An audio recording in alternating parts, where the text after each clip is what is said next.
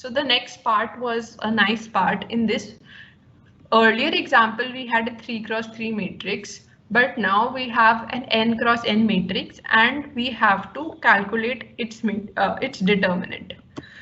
So this is how we represent it. Like instead of ABC, we have x1, x2, x3 up to xn. And as we go down the columns, the powers increase. Like here x1 raised to power 0, x1 raised to power 1, x1 raised to power 2, and so on. So I have used this notation v of x1, x2 up to xn to represent the determinant of this matrix, and we need to prove this formula that the value of this determinant is the product of such factors. Like take any x1, x2, take any xi, xj with, so if xi is greater than xj, you put xi minus xj. If the second one is bigger, you put that. So we take all such combinations of 2 xi, xj and we multiply them. So the basic idea here is to use the principle of mathematical induction. We'll first prove it. So now we have an n cross n matrix. So what we'll do, we'll prove it for smaller values of n, and then by using the principle of mathematical induction, prove that it holds true for all n. So use it for the base cases. We have n equal to 1. So by definition, we'll just have a single element matrix 1, whose determinant will obviously be 1. Similarly, for n equal to 2, the determinant would look something like this: 1, 1, x1, x2. Its determinant is simply x2 minus x1, and that is what the multiplication that this multiplication symbol also says. Similarly, for n equal to 3, we had done it just recently in the previous part. We had gotten the determinant value as a factor, as a product of 3 factors. So now we assume that the formula holds for n minus 1. So if we have, instead of x1 up to xn, if we just have x1 up to xn minus 1, or from x2 up to xn, the formula will be of this kind. So using this, let's now label the matrix and call it M.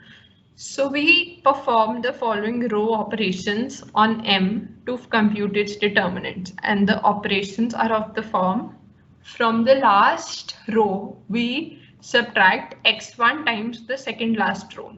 That is, row n becomes row n minus x1 times row n minus 1. Row n minus 1, from row n minus 1 we subtract x1 times row n minus 2. So and so on, and from the second row we subtract x1 times row 1. So what this transformation gives us, so as you can see in the first column, the powers of x1 keep on increasing by 1. We have 1 x1, x1 square up to xn minus 1. So when we subtract x1 times row 1 from row 2, we are subtracting x1 square from x1 square, so we get a 0. Similarly, from row 3 we are subtracting x1 times row 2, so x1 cube minus x1 cube, we get 0. So in the first column, for all the last n minus 1 rows, we get zeros, and in all the other columns the situation is something like this: from x2 square we are subtracting x1, x2. From in the third column, from x3 square we are subtracting x1, x3. So what I've done here is you take out x2 and you get x2 minus x1. So this gives us the third row. Similarly, if we go on, from the last row we are subtracting x1 times the second last row.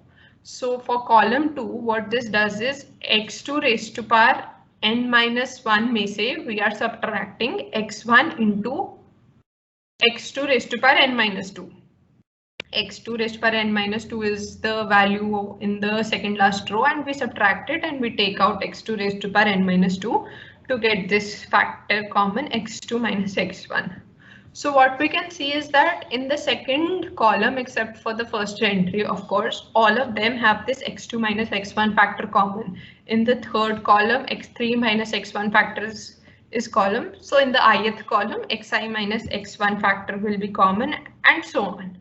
So now we compute its determinant. The first as previously stated, we can open it by any column or any row. So we open it by column 1. The first element is 1 and all the other elements are 0. So we need 1 times the determinant of this n minus 1 cross n minus 1 matrix.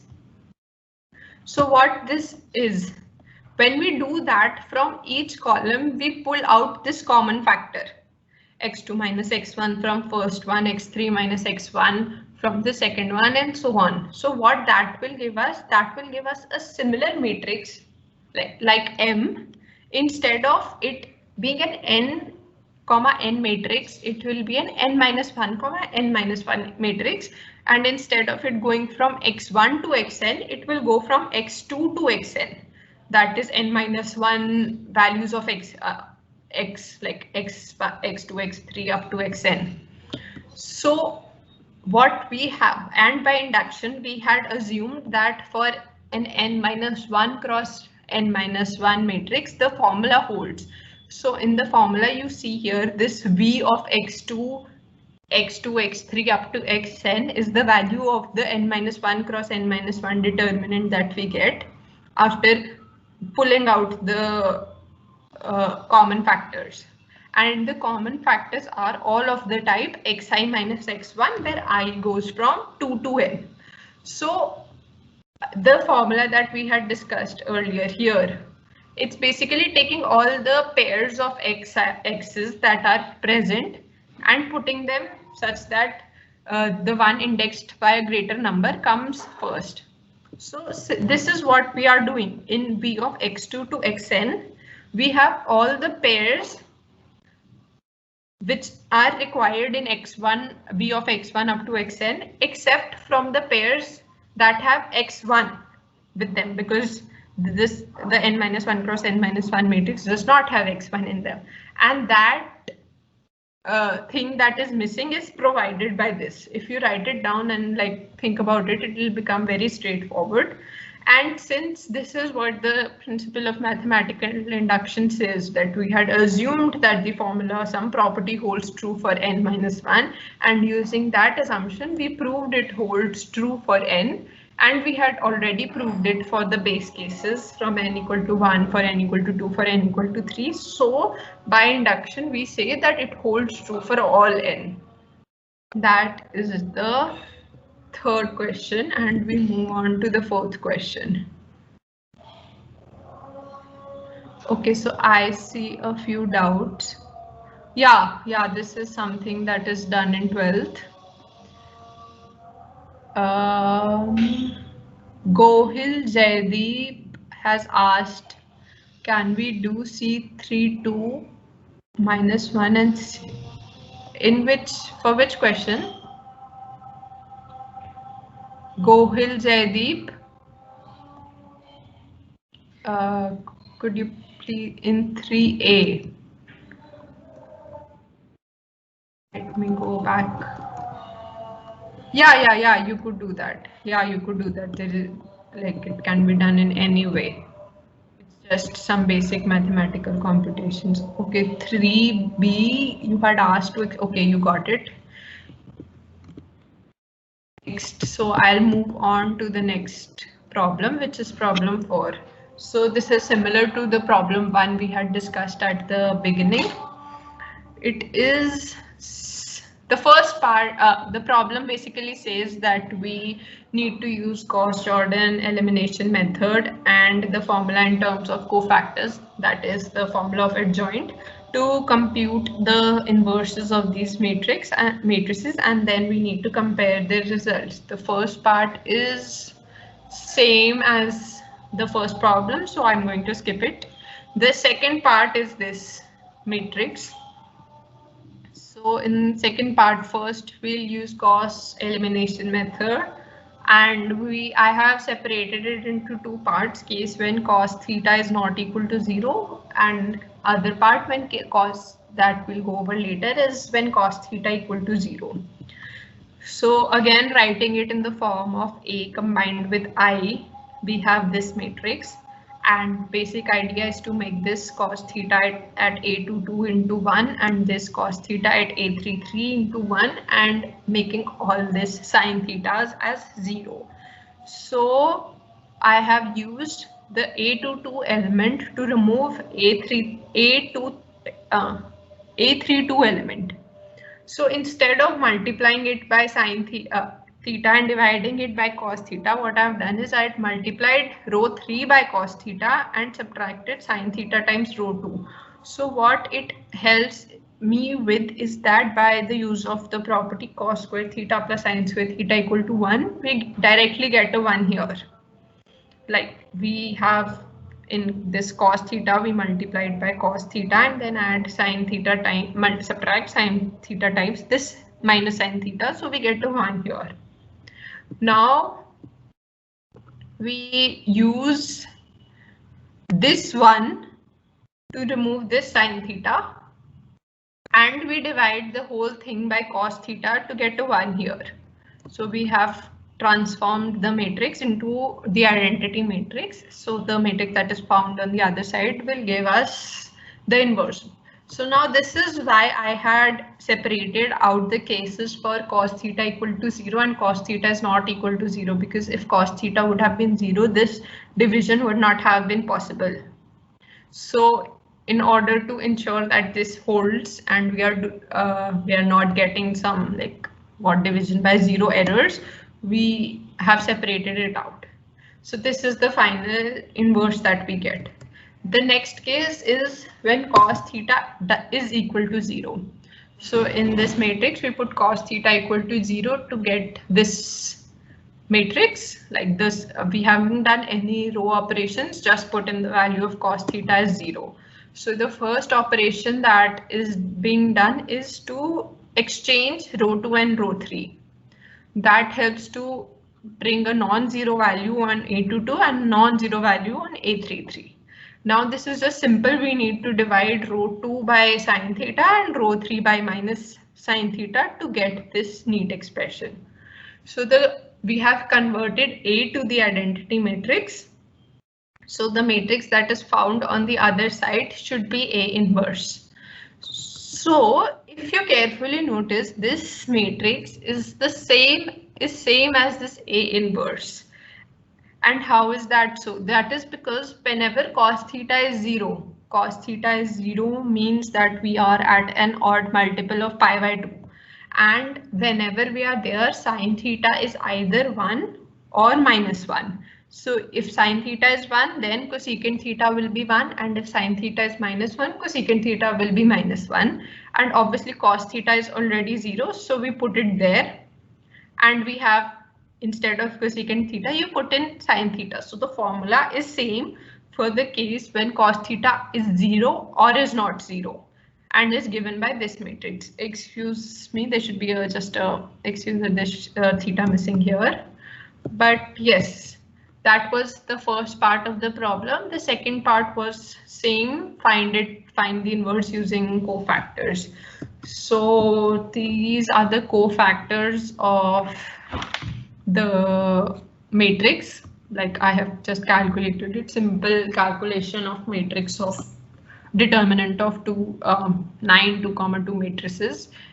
And then we know that adjoint A is the transpose of the matrix formed by placing the cofactors at their correct positions. And so you place the cofactors and take its transpose to get adjoint of A, and it is given by this matrix. And also that A inverse, and we know that A inverse can be calculated by adjoint A divided by determinant of A. So here, as you can see, it's very easy to calculate the determinant of A. 1 multiplied by the determinant of this. This is a simple rotation matrix whose determinant is 1 by the use of the property that cos square theta plus sine square theta equal to 1. So the determinant is indeed equal to 1, and we divide the adjoint by 1 to get the same thing, and that is what is the inverse. And inverse calculated by Gauss-Jordan elimination method and by the use of cofactors in this case is also same. So any doubts in this one?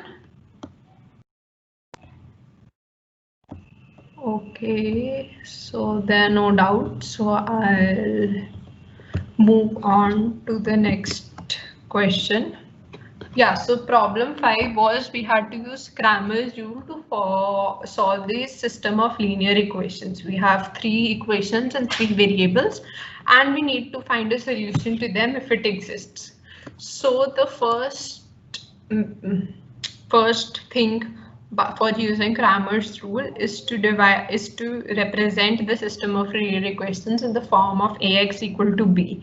So here we have 3 equations and 3 variables. So A will be a 3 cross 3 matrix, X will be a 3 cross 1 matrix, and B a vector or a matrix, however you want to say it, and B will be also again a 3-dimensional vector. So this is what we get, Ax equal to b. So the first equation is basically multiply the first row of A with X to get B, the value first element of B, and so on. So this is the representation of the system as matrices. So what does Cramer's rule say? For Cramer's rule, we need to calculate the determinant of A. So the determinant of A, if you sit down to calculate it, will come out to be -1. So now we define another determinant, C1. So what is C1? C1 will be used to calculate the value of X. So C1 is formed by replacing the first column of A with B.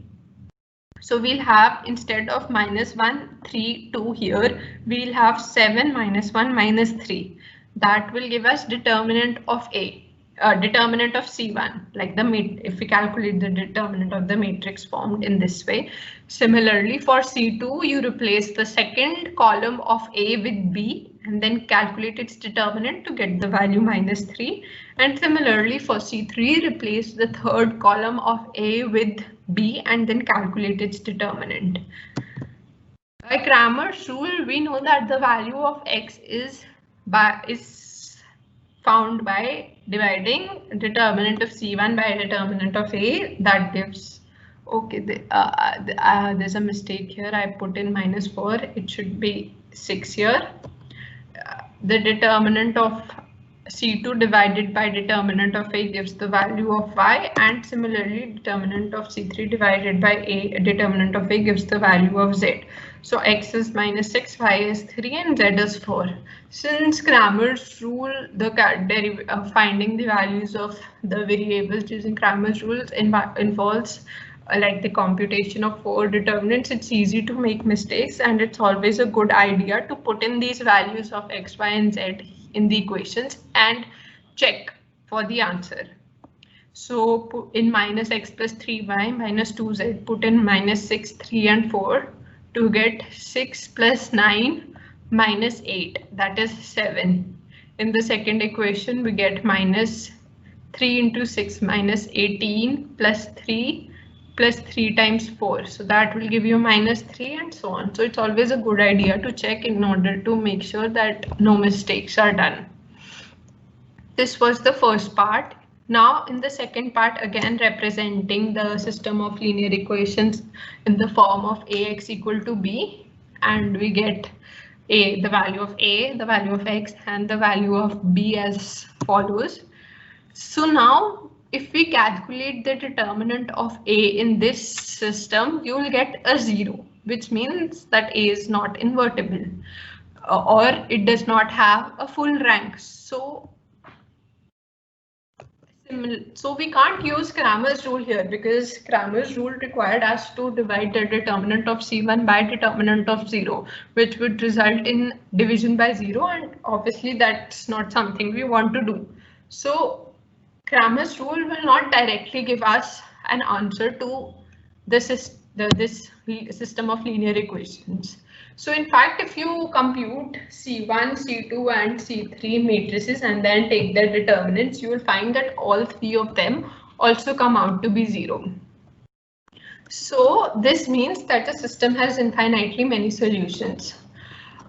If determinant of C1 or C2 or C3 would have come out to be non-zero, and the determinant of A would have been 0, that would have resulted in a situation of no solutions. So going back to going back to this second equation, what you can notice is that the sum of the first and the third equation give you the second equation. So basically, instead of having three equations and three variables, we are having two equations, two independent equations and three variables. So if you try to write it in the matrix and then augmented matrix form and then do row transformations to turn it into the row echelon form of this system, you will get a 3x3 matrix, like the A matrix, not the augmented one, but its rank would be 2.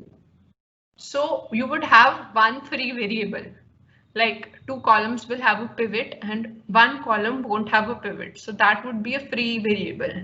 And this is a situation which tells us, and obviously the last row of the augmented matrix will be of the form 0 equal to 0. So this will be a situation where we have one free variable, two pivots, and so the null space of this matrix A, it would have one dimension, like its basis would, in the basis we could put like any value of z to get the basis.